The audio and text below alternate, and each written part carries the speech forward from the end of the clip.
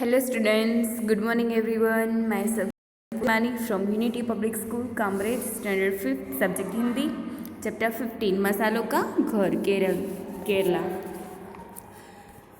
तो यहाँ पे हमारा चैप्टर 15 है मसालों का घर केरला। पाठ का परिचय। इस पाठ में केरल के प्राकृतिक सौंदर्य तथा व्यवसाय, खान पान, त्योहार तथा केरल वासियों के परिश्रमी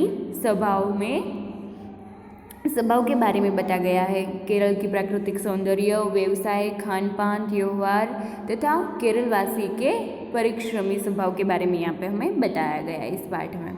और उसका उद्देश्य हमें प्राकृतिक सौंदर्य के प्रति आकर्षण होना का भाव जागृत करना और परिश्रम से अपने प्रदेश को आगे बढ़ाने की भावना विकसित करना है।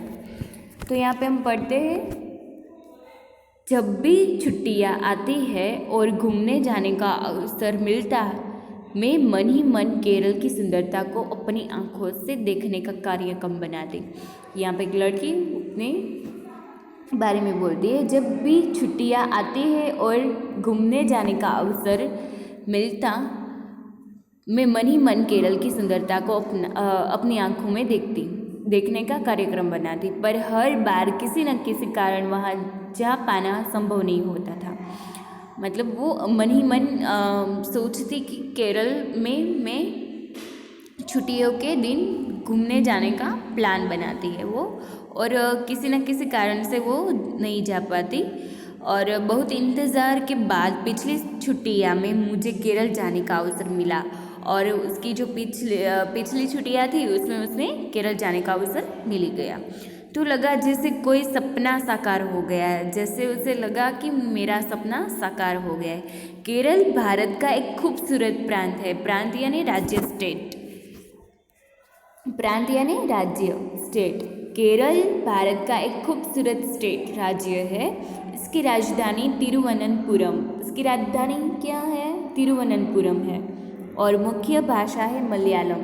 और केरल की मुख्य भाषा क्या है? मलयालम। केरल की संस्कृति हजारों वर्ष पुरानी है। केरल की जो संस्कृति का मतलब है आचार विचार, रीति रिवाज, कला, साहित्य आदि का सामूहिक नाम, उसे कल्चर हम कहते हैं इंग्लिश में। तो उसकी संस्कृति, उसका जो कल्चर है हजारों वर्ष पुराना है। उससे अपने प्राकृतिक सौंदर्य के कारण केरल विश्व भर के पर्यटकों के लिए आकर्षण का केंद्र है। प्राकृतिक सौंदर्य, नेचुरल ब्यूटी, प्राकृतिक सौंदर्य, ओके, नेचुरल ब्यूटी, उसकी प्राकृतिक जो सौंदर्य के कारण केरल पूरी दुनिया में विश्व भर के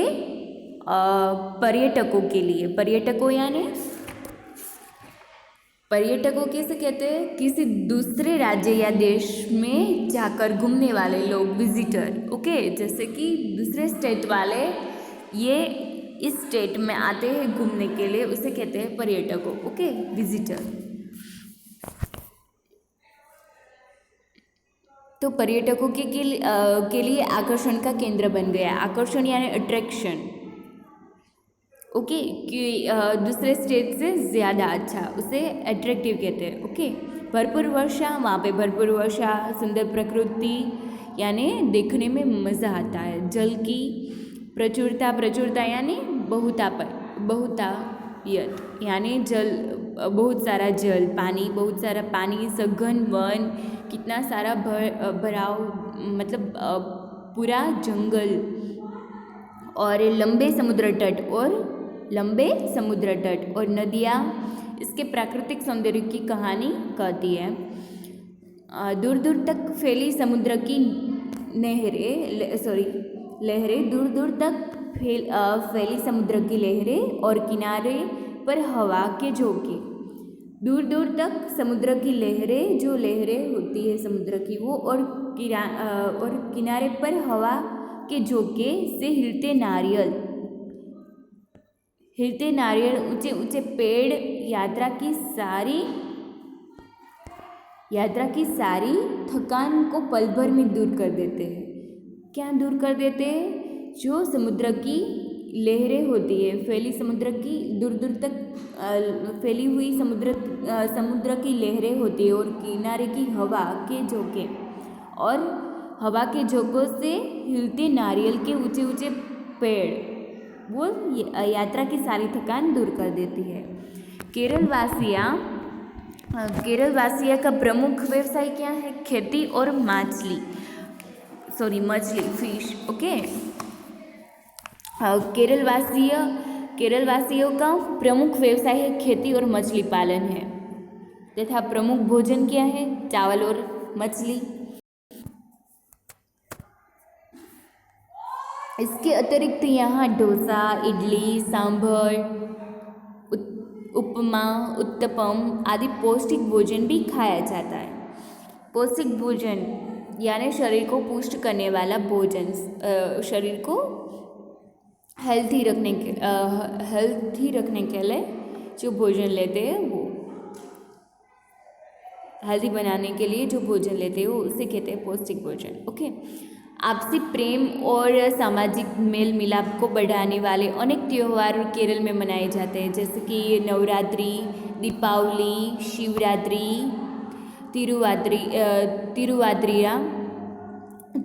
तिरुवातिरा आदि। किंतु ओणम केरल का राज्योत्सव है। राज्योत्सव यानी राज्यों का त्यौहार, स्टेट फेस्टिवल है। ओणम केरल का राज्य त्यौहार है।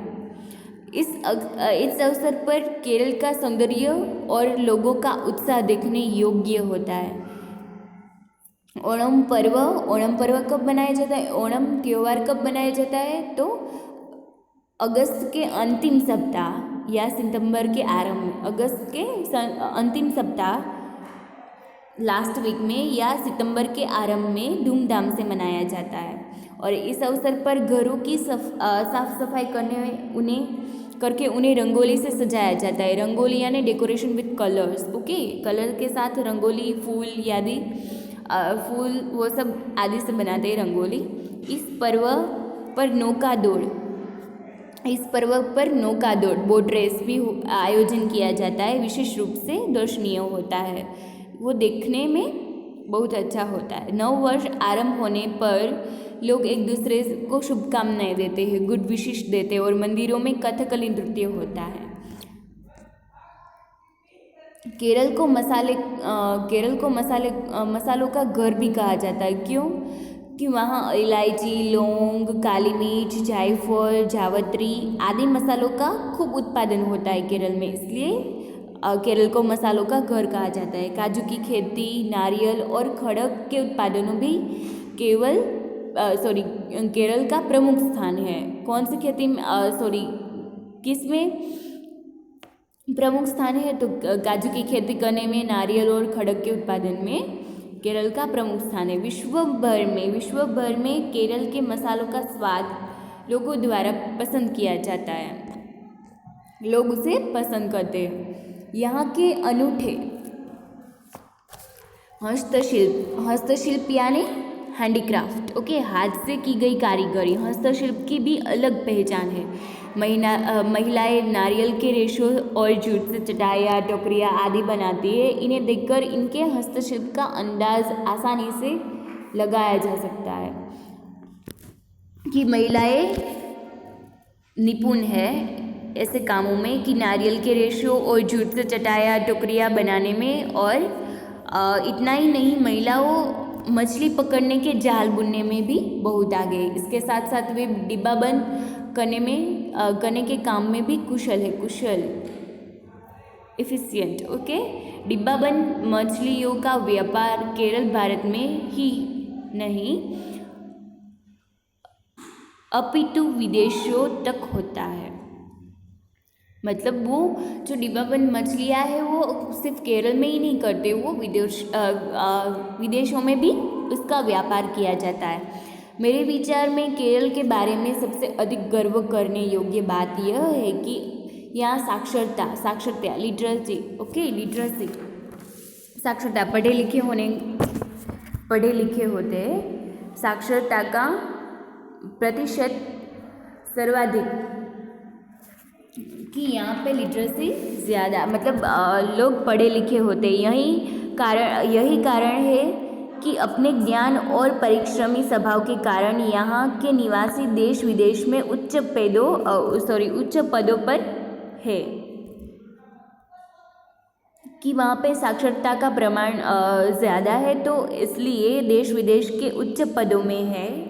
उसके जो स्वभाव के कारण ये जो निवासी है, इसके जो वहाँ पे जो सोसाइटी, उसकी जो पीपल है, वो देश विदेशों में उच्च पदों पे है।